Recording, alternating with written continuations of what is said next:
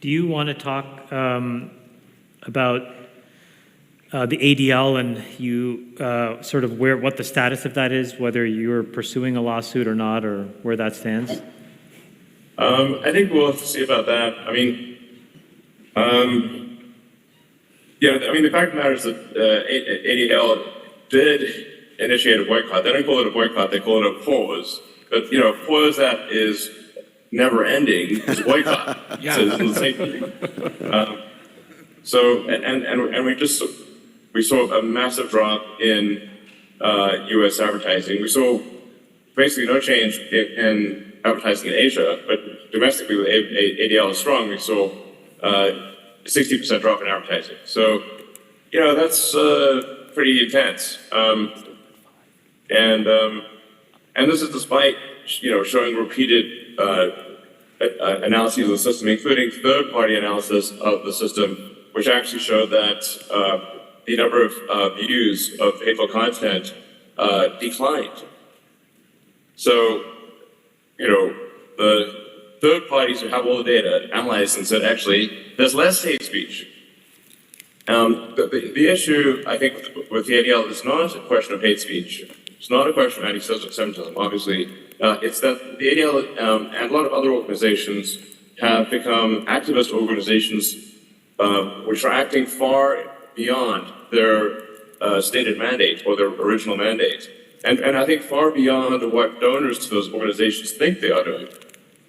One of the things that the ADL was extremely opposed to, and in fact was instrumental in happening, was that the ADL was instrumental in getting Donald Trump deplatformed.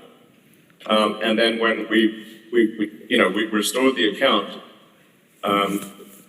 they made it super clear that they regarded simply restoring his account on Twitter, now X, that constituted hateful speech. I mean, he hasn't even said anything, He has to at least say something or post something for there to be incremental hateful content. This is absurd.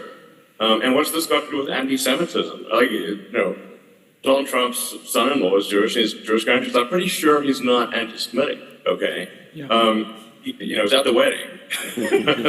So, the problem is that a lot of these organizations, like I said, they've really been captured by the woke agenda, and they're pushing, a series of beliefs and values that I think are often contrary to what their donors believe. Hey, and that's what we have in this situation. Well, I'll note that the two positions that you've taken that have brought the most heat on you: number one, defending free speech; number two, advocating peace. And how dare you, Elon Musk? Yeah, how dare you? How dare you? And there's an article. I like in the opposite world or something. Yeah, we're living in an upside-down world. There's an article in today's New Yorker calling you a supervillain because you're advocating peace and protecting the First Amendment. I mean, it's like completely upside down. Do you want people to eat their vegetables? At this point, you literally cannot tell actual press from parody.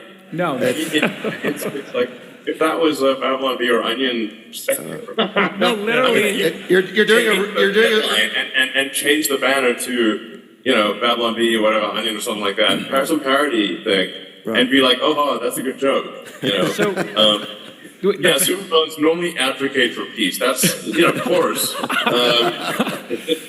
We want to get rid of all the nuclear weapons. Hey, Elon. Well, hold on.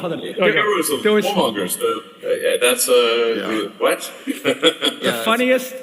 The funniest skit that didn't make it on SNL that we were workshopping was probably woke James Bond, and we wanted to do like this woke James Bond, and Elon will tell you some of the jokes. It was pretty hilarious. But then we were just talking about a story that broke in The Guardian about the new James Bond novel and short story is too woke. And it's literally the parody we did 2 years ago. Elon, speaking of peace, we had Graham Allison. Reality, and also like the conspiracy theories that haven't come true list is quite short. Conspiracies that didn't turn out to be true is quite short. And we really need more conspiracies generated because we're running out of. To find the truth.